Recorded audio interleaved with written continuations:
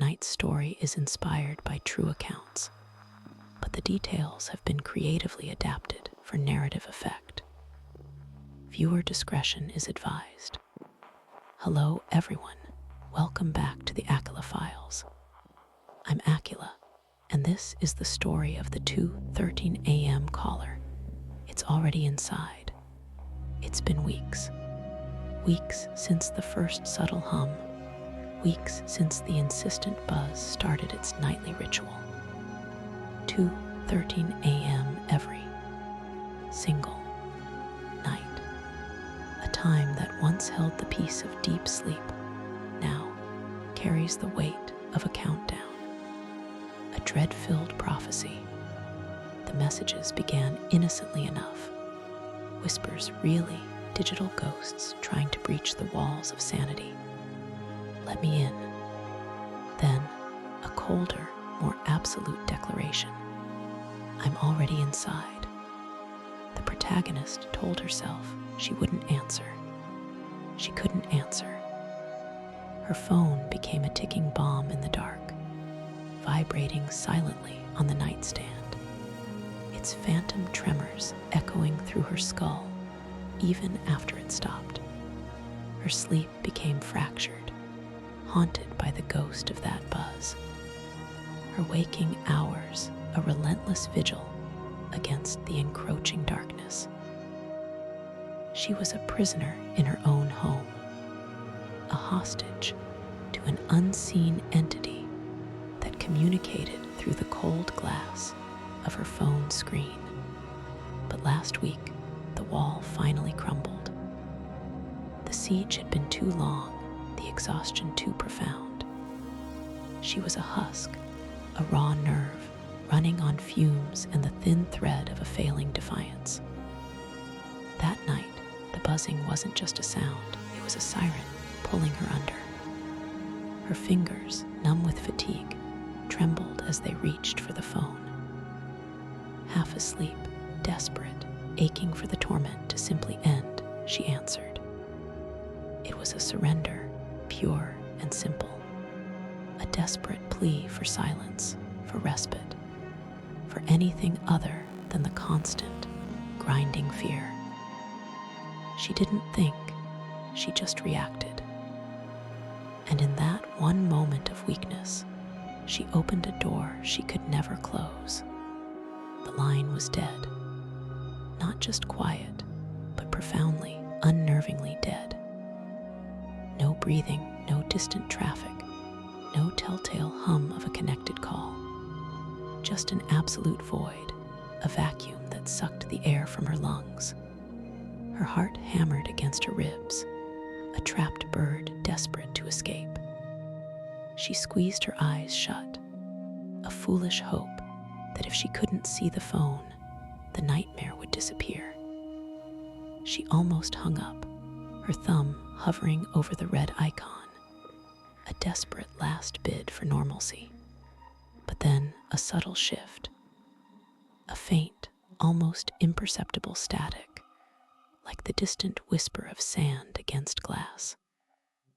And then, through that thin veil of white noise, a second voice. Not on the phone, not in her ear, but behind her. Right there in the oppressive silence of her own bedroom. A voice that was too close, too real, too intimately violating. It was a guttural whisper, dry and raspy, like gravel dragged across concrete.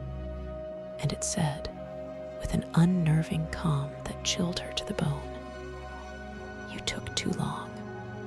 She spun around, her breath catching in her throat, a scream trapped somewhere deep within her chest.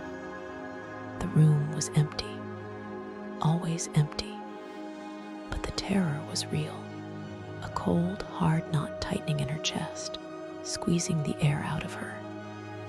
Her eyes darted frantically, searching the shadows, the corners, desperate for anything, any explanation. Her phone, still clutched in her trembling hand, suddenly flickered. A jolt, a digital spasm. screen went dark for a split second, then illuminated again, but differently. A video call had started. On its own, her heart stopped. The hooded figure, a silhouette of menace, filled the screen, face still lost in the deep cowl of its anonymity. But this time, something was wrong. Terribly, sickeningly wrong. The camera angle wasn't outside her door. It wasn't pointed at her from across the room. It was from inside her house, from behind her. The realization hit her like a physical blow. A cold wave of nausea washed over her, her stomach lurching. It wasn't just a voice, not just a threat from the outside. It was here. It had been here, all along. Her fingers lost their grip. The phone clattered to the floor, its screen still displaying the horrifying truth, a digital window into her violated sanctuary. She ran. She didn't think, she just moved, propelled by a primal, animalistic terror. Every lock, every window, every closet. She threw open doors, yanked curtains aside, her hands shaking so violently she could barely grasp the cold metal. Nothing. Empty. The house was a tomb, silent and still, mocking her frantic search. But the image on the floor, on the fallen phone, was burned into her mind. Inside, behind her. How? When? Every creak of the floorboards, every rustle of the curtains, every whisper of the wind outside now held a sinister weight.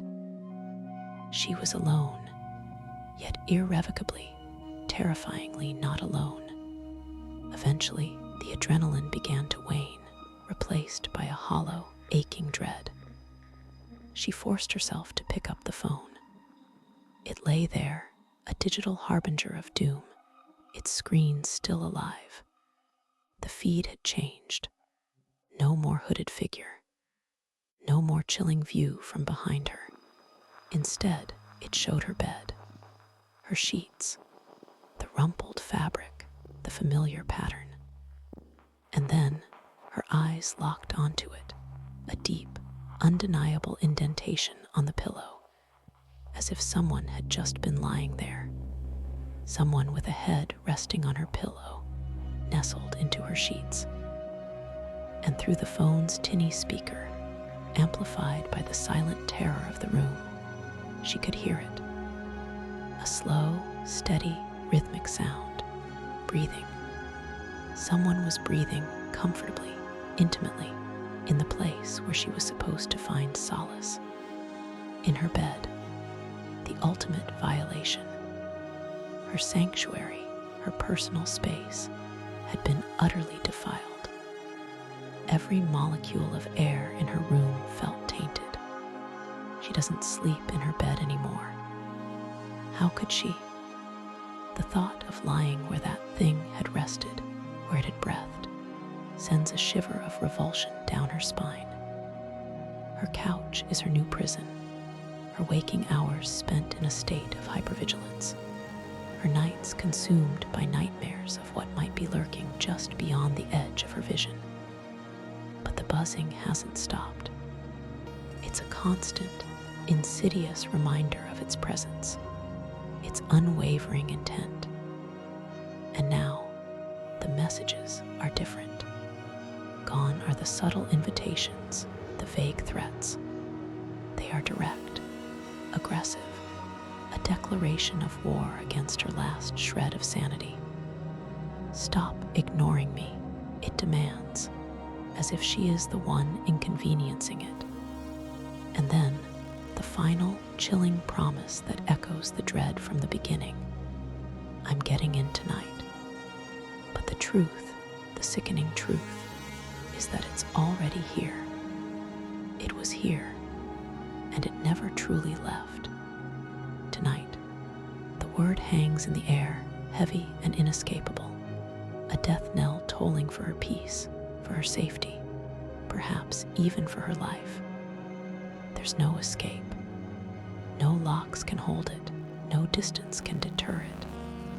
Her home is no longer her refuge, it's a cage, and she is the prey. The air grows colder with each passing moment, the shadows deeper. She can almost feel its gaze, its unseen presence, a suffocating weight pressing down on her. The buzzing will come again. 2:13 a.m., and whatever happens next, she knows this much. There will be no more ignoring. Only a final, terrifying confrontation with the inevitable. And she is utterly, hopelessly alone in the face of it. Don't let this happen to you. Share your chilling experiences in the comments below. And if you dare, subscribe to the Aqeela Files for more tales that will haunt your deepest fears. You've been warned.